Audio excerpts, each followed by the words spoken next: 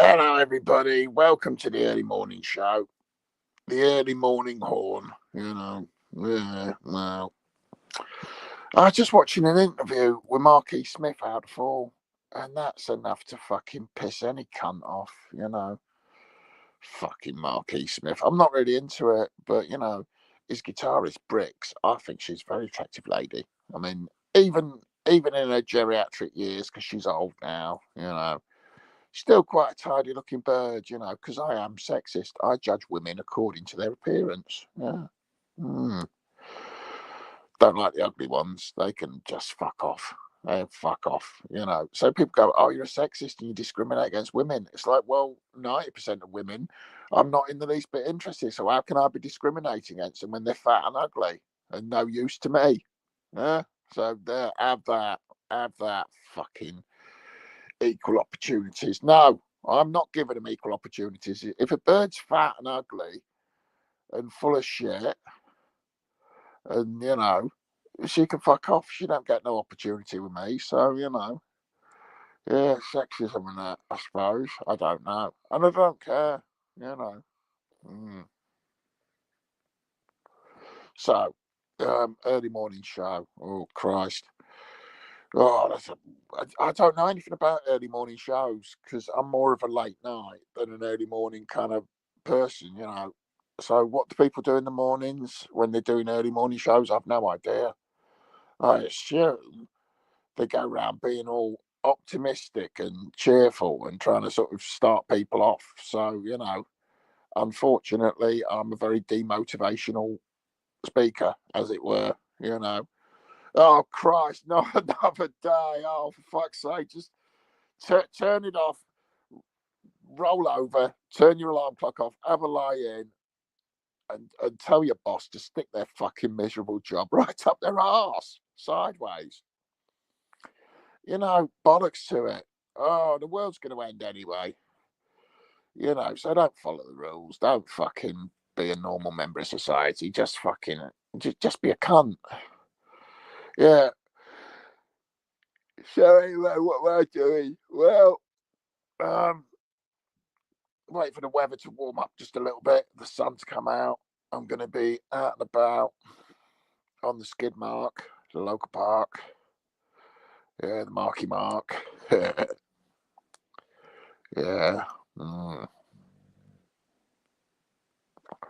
Yeah, I like to tramp around the semi-rural areas, through the farms and what have you, through the village. You know, uh, farting. You know, yeah, I like farting. I mean, I have farted. You know, and I think happiness can come out of your own bum. I mean, cracking off a couple of stinkers now and again, flatulence, farting, it's a good thing. It's a good thing. But no, what should we discuss? Politics. Oh Christ, what a mess. Yeah, apparently Dominic Cummings is being named as a potential advisor to Musk. Oh, he's an odious little twat, isn't he? He's like a mini me of fucking Nosferatu. Creepy little man. But, very smart, very influential, you know, and no morals whatsoever. Little turd he is. In fact, he reminds me a bit of Marquis Smith, a little gobshite. Yeah, I don't like Marquis Smith and I don't like the Fall. So if you're a fan, you may as well turn off because I don't fucking go with that discordant rubbish he used to produce. Curious Orange. Fuck that shit. Oh, you should listen to some of their other albums, Grob. You might like it. Yeah, fuck off. I'd rather listen. I'd rather listen to Herb Alberts and the Tijuana Brass. That's the kind of thing I like. Oh, dog snoring away. The dog has assumed the position, which is basically head on me head on my loins, body down the middle of my legs, and I'm just squashed up. And it's a bugger of a thing to wake a comfortable snoozing dog up, because the moment it wakes up, it's like, what's going on? What is going on? What are we doing? What's happening? And I'm like, nothing. I'm just budging your fucking miserable snoring carcass off me because you're cutting my circulation off, and I'm going fucking numb with it. And it's like, well, that's no good reason, you bastard. You're a comfortable pillow. Yeah, so anyway, I had a big poo. Started the day with a nice big poo. A big fucking... a big jobby. A really good one as well. You know, one of those turds that kind of just keeps coming. You know what I mean? Like a long express train out of the tunnel. Oh, dog's woken up. Right. Once the dog wakes up, you can budge it. I woke the dog up with a fart then. What a way to wake up. But the dog don't know what's woken it up. It didn't wake up with a start. It woke up with a fart. Right. Okay. So you budge the dog. All right, dog. How you doing? Yeah. Right. I'm just going to get comfortable. All right. Here we go. This is the way to do it.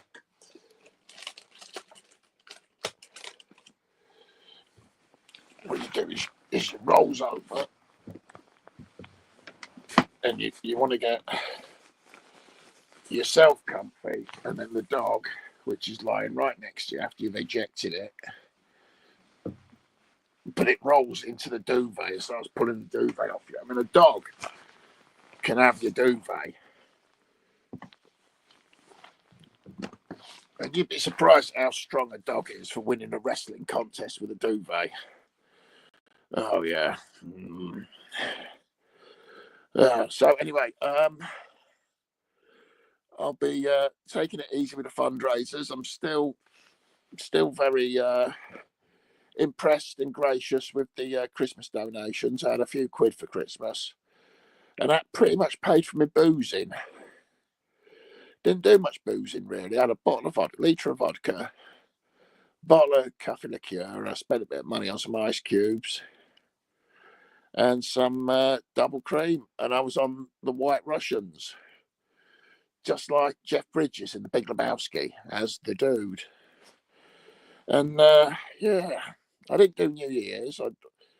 I started drinking just before Christmas, and I finished drinking just before New Year's.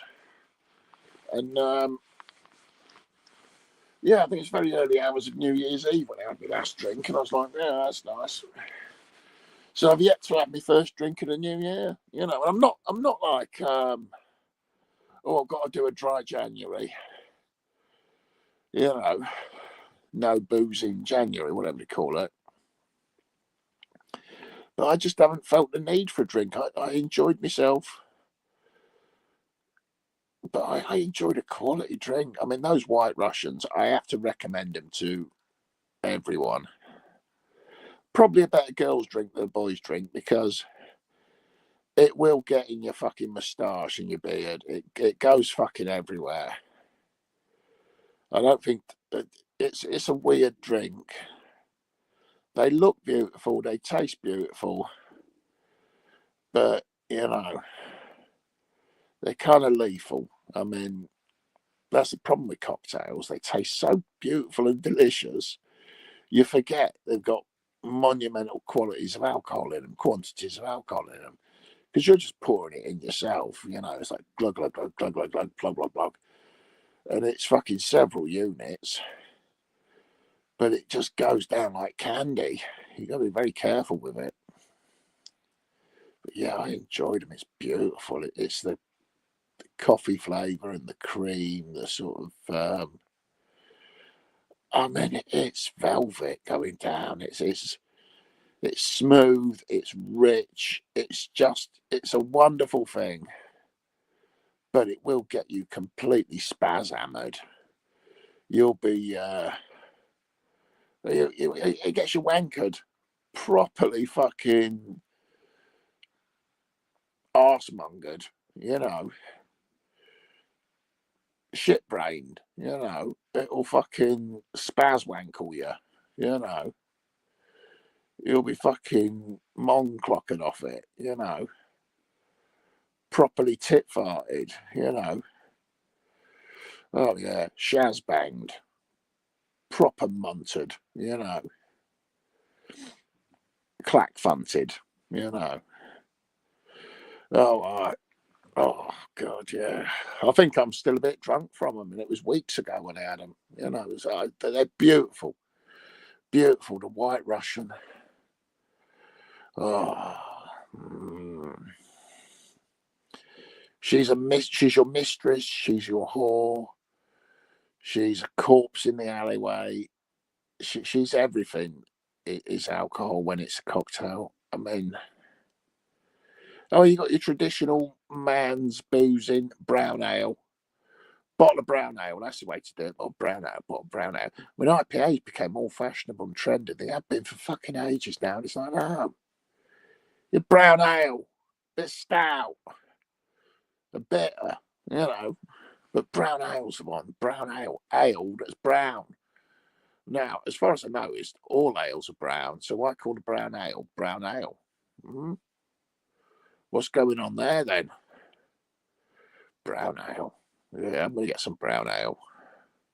I like brown ale, But when I'm going to do some boozing, I've no idea. I'm going down the river, have a look at some pike this week. Yeah. Oh, I've got to sort out my fucking tackle. Oh, fucking hell. Opening up your boxes and going through your bits and bobs. Yeah, I've got bits and bobs. I've got bits, I've got bobs, bobs and bits and bobs. That's how I roll.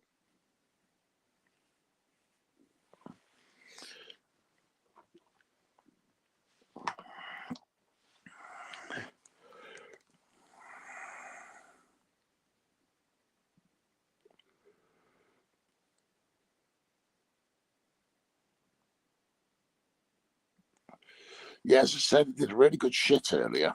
It was one of those. I mean, shitting's all about moderation. This was reasonably solid, but it had that thing, like I was saying before, about an express train coming out of a tunnel. And it's like, it keeps coming, it keeps coming, it keeps coming. And you think, oh, when's it going to be over? It's like, and it just keeps coming and coming. That's I mean, if you're going for a world record, you want an unbroken turd. You want it to stay in one piece. And the problem is, we live in an age where our lavatories aren't conducive to sort of keeping a turd intact, I mean, the best way, I think, it'd be to do your shit on a very slow-moving conveyor belt, You got a foot pedal, you sit down, you do the poo, and it goes onto the conveyor belt, and you just, like a sewing machine, you keep the sort of pace of the conveyor belt as you're feeding it the turd, so that you can keep the turd in one piece and get the tape measure in, and competitive shitting. I'm joking, of course. I'm not in the least bit serious about me turds. But I find shitting funny. It's a funny conversation to have, talking about your poo, because it's the most boring thing in the world. It's like this tedious task that you have to do every day, most days. You're like, oh God, my stomach's fucking telling me I've got to go to the bog and have a shit. Oh Christ, get the fucking odious little task over with. It's such a desperately drab and dull thing to do. But you can try and make it more exciting so it becomes the highlight of your day. What did you do today? Had a really good poo. Oh, did you? Yeah, it was fantastic. It's the greatest poo ever. And people are like, oh, my poos are really boring. What's going on with them? But no, my poos are just as crap as everyone else's. That's why they call it crap, because it's a load of crap. I had a crap today. Oh, did you? Yeah, what was it like? It was crap. Yeah. Toilet humour. It'd be a good idea if there was actual toilet humour, but the majority of the time, just going to the bog and having a shit isn't funny. It's when you're caught out on your out on the beat, whatever, out for a walk, and you have to fucking do an improvised shit in a bush. I mean, do you carry toilet paper and wet wipes just in case? I don't. I live dangerously, but I think, as I'm getting older, I think I'd like to be prepared.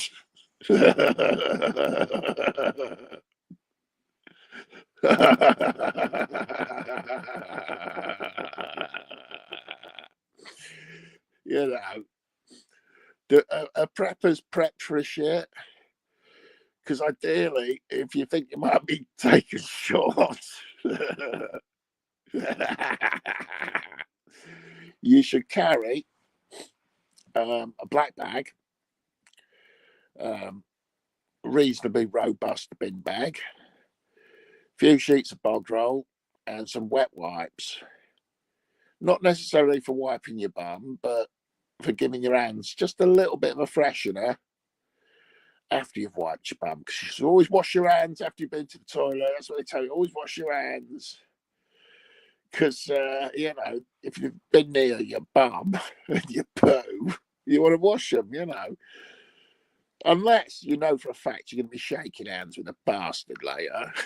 In which case, don't bother. Just leave it filthy. Spread those germs. Oh, yeah. You can have Dutch hepatitis in your fingernails. You give it to some fucking wanky you ate. Oh, yeah, have that. Have that. Stink finger them. Oh, yeah.